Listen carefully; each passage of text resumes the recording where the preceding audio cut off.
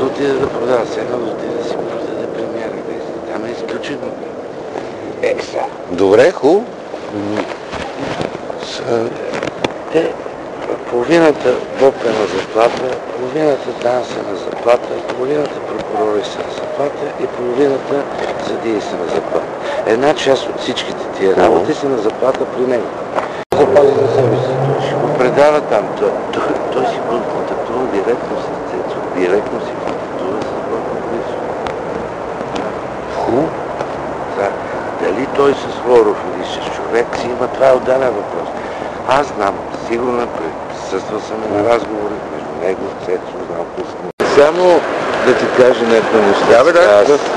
Да ме слушаш, може да бъркам нещо, не се сърди, ако нещо ти кажа. Добре, добре. Не смятай, че има победител. Значи това, което говорихме, Митко Стефанов е много силен човек. И хубаво де? Да знаеш. Ама няма проблем.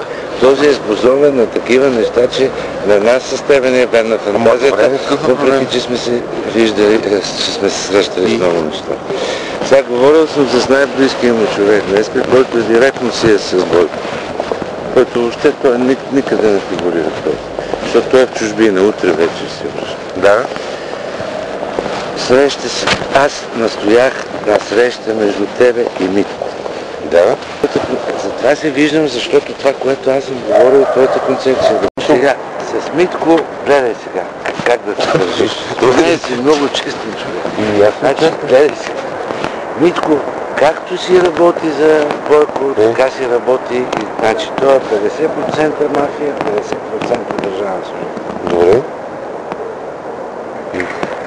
Не в смисъл, защото то обикновено мълчи. Ти като ми казваш на мене някои неща, аз нито мога и нито съм ги използвал за лично облагане или нищо.